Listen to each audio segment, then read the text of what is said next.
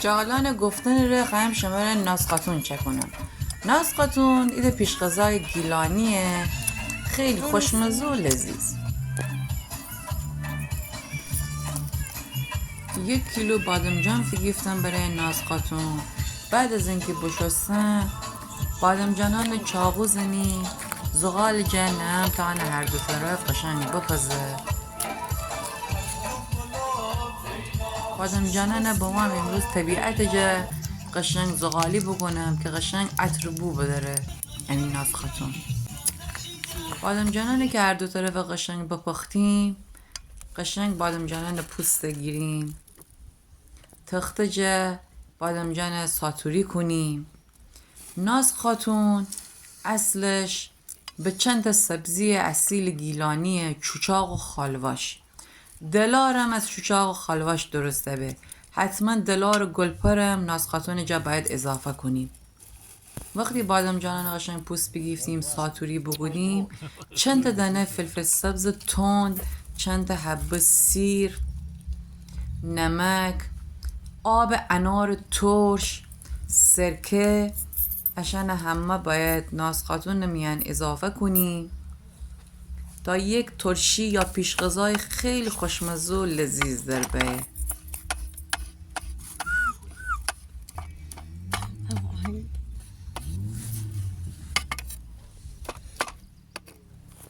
امروز شمی جا خالی طبیعت میان بمو عیدم که ایسه شمی عید شما رو مبارک بابا. امیدوارم که ان ناسقاتون چک کنید و از خوردنش لذت ببرید. بادمجان قشنگ باید ساتوری بکنیم.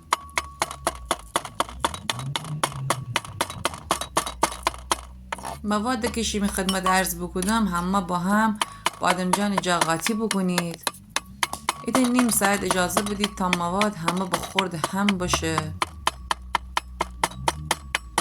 جاقلان لایک و کامنت شماره یاد نشه.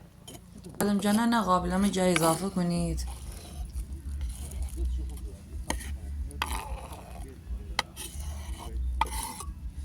فلفل سبز باید حتما تند بوه.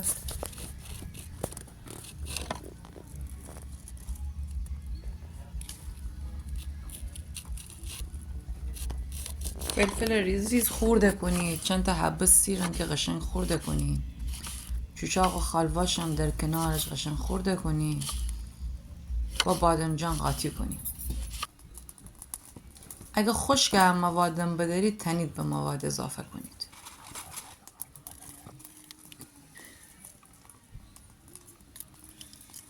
من از سیر تر استفاده بکنم. شما تنید اگه جایی سید که سیر تر نه از سیر خشکم استفاده بکنید.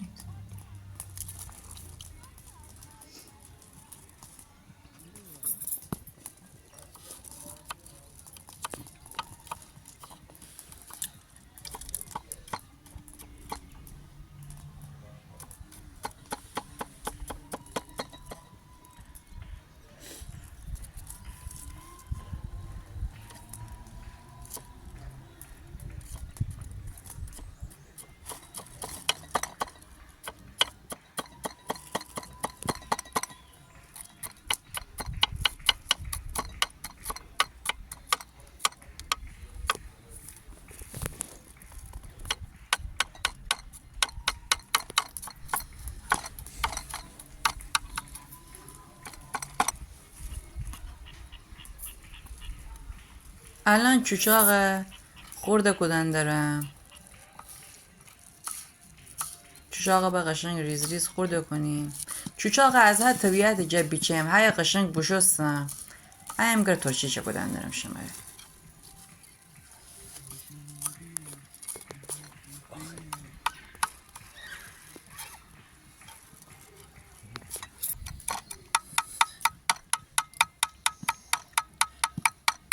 چوچاق گیلان جا خودرو بجوره. اما هر ساله از چوچاق برای همین غذاهان استفاده کنیم. شما تنید به جای چوچاق اگه جایی سید که چوچاق و خلواش ننه از نعنا و گیشنیز استفاده بکنید. چون نعنا هم عطر خوبی ده به غذاهان.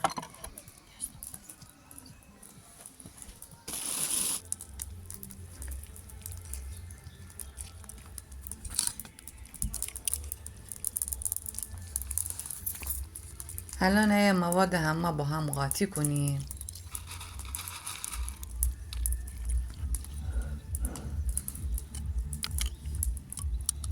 یه تا قاشق درار بهش اضافه کنیم.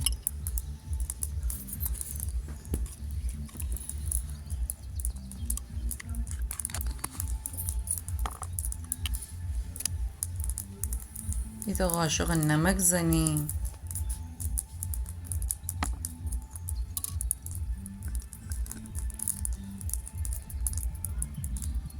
یه تا قاشق گلپر اضافه کنیم.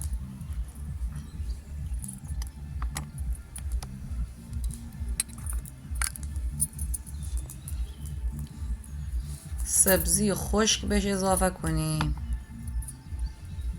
نعنا خالواش من اضافه کردم، چوچاق ترک داشتیم. آب انار ترش نصف لیوان اضافه کنیم.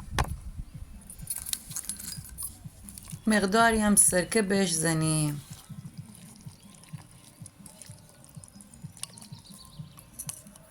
همه مواد با هم قشنگ قاطی کنیم.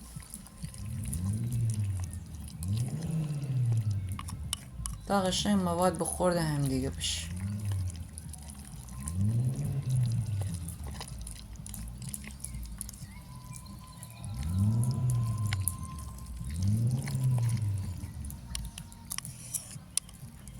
انم از این ناز خاتون اصیل گیلان. ان سرکه جغلان که شما رو بگفتم اضافه کنیم.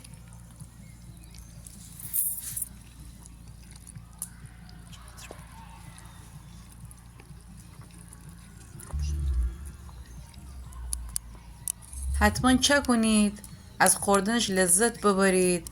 لایک و کامنت هم شما رو یاد نشه. امیدوارم که سال خوب و خوشی بدهید. انم از این ناز خاتون، نوش جان.